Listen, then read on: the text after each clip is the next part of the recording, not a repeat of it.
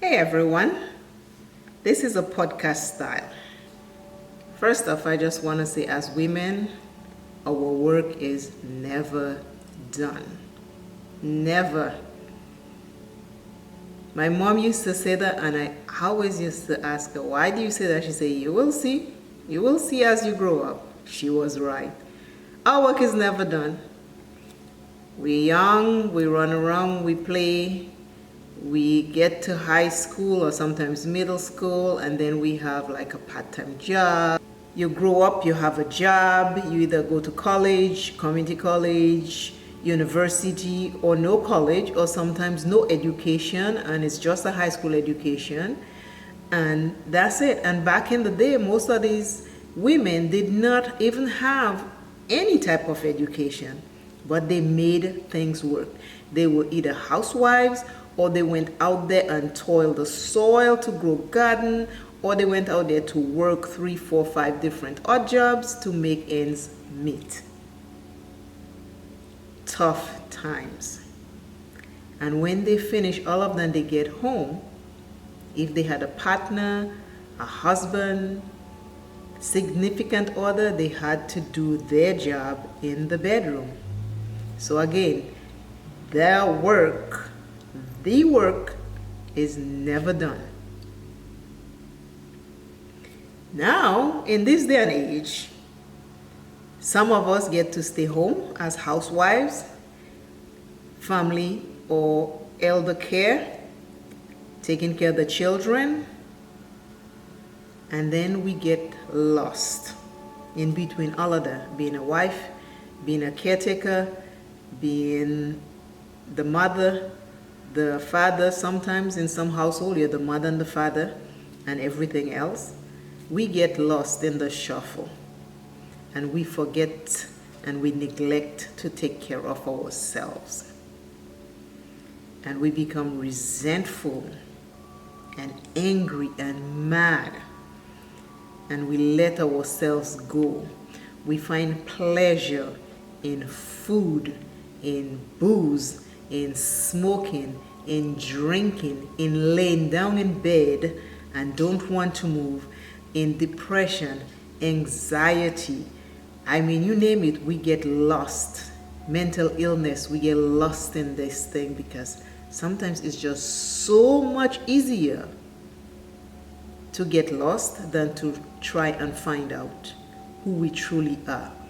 If the job as wife, mother, caretaker, best friend, friend, acquaintance, if that is the job that our soul really, really want it to be, or we decide to do it because we think we have to please somebody else, take a good look at you in the mirror and see, is that what I truly, truly, truly want to do in life?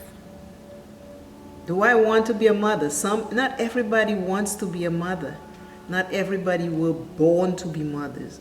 Not all of us were born to be wives. Not all of us was born to do all the other stuff. Sometimes you see one person doing all these things and you're like, oh my God, I wish I could do that. But it's not your calling. It's not you. It's not your soul. It's not your heart's desire. So you might want to do it and go do it, and it will never bring you joy or make you happy because you're just doing it because you're just doing it.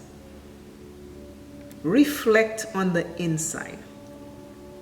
See what your soul truly, truly desire. And then start doing a little bit of that at a time. And you will see how the joy and the happiness unfolds within you. Don't do everything other people do. It's not for you. It might just not be for you. You are not for everybody. Everybody's not for you. Pick what works for you. 10 people might say, oh, this doesn't look good on you. When you put it on this morning, if it made you happy, gave you a smile, and you feel like you're walking on clouds, pay them no mind. Pay them no mind. Being at home should not make you feel bad. Being at home should not make you feel less. Be the good mother, staying home with your kids and taking care of them. Educate them, give them love, and show them that being home with them is not less of a job than being in an office. Taking care of an elderly or sick child or sick mother it's not an easy job. It is hard. I have done it. It is hard.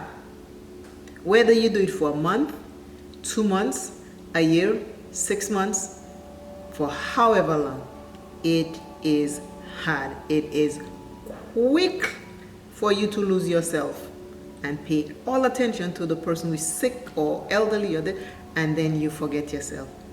It is truly hard. I know how that feels. And to the person out there who's going through all of these, I see and hear you. Take care of yourself the little bit. Even as when you go in the shower, which is your little time, sing.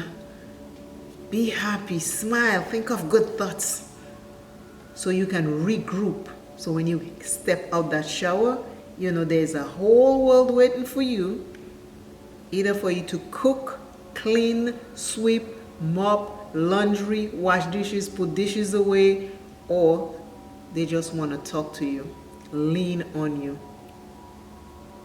So take that little time, even though it's when you go to the bathroom and sit on the toilet, take that little time and take some deep breaths and just regroup there for a few minutes before you step back out. Because there are people waiting on you. A woman's job is never done. Never done. But you can carve time out of it. When the kids are sleeping, you might have to cook and wash the dishes and do all this other stuff. But in between that, find a little song, a sweet, sweet song that can give you a little joy in your heart. While you're washing the dishes, sing it. Sing that song. It will give you such relief. You will need that relief. Some days you'll feel like crying. Cry. Cry.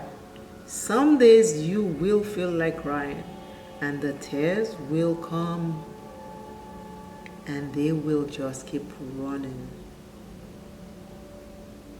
Make no excuses for your tears, and hide it from no one. I remember once I was here. I was having some kind of emotional day. And I was in the kitchen doing something and the tears just wouldn't stop. I was playing music and the tears just wouldn't stop. They just kept coming and coming.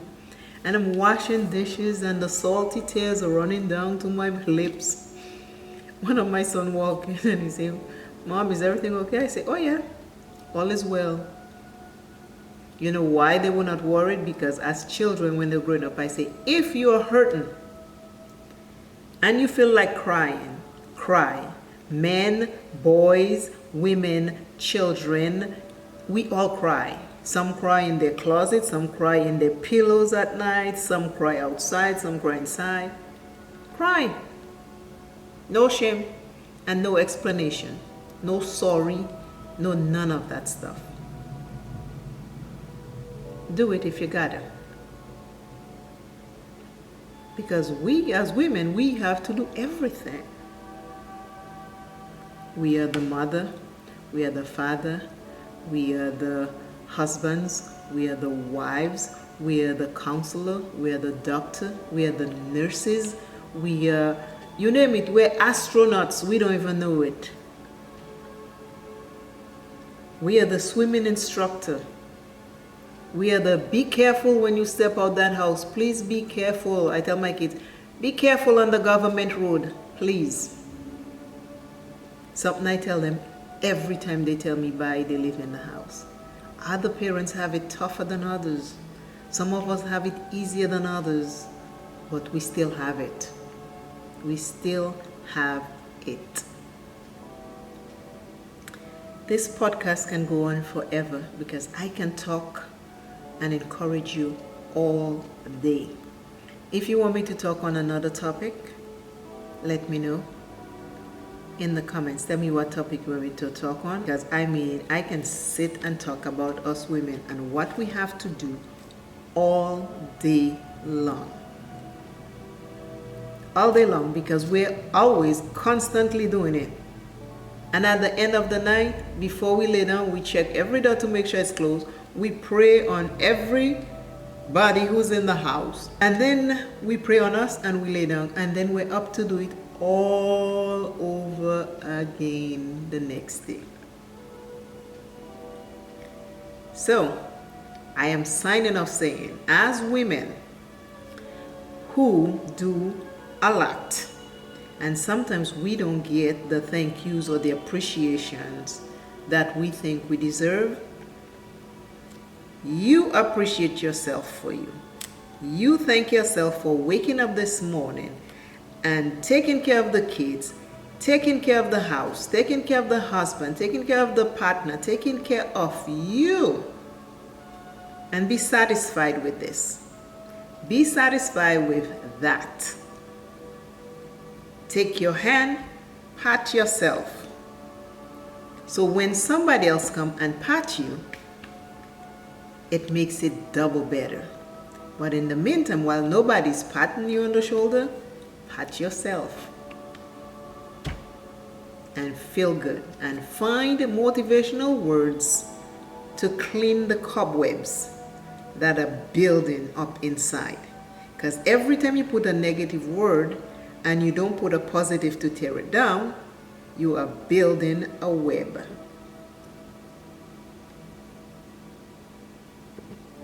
And then it takes longer to tear it down. Do some stretches. I will see you all in the next podcast. Give me a topic that you'd love me to talk about, and I will do that in the next one. And until I see you, be kind to you. Be kind to yourself. Bye.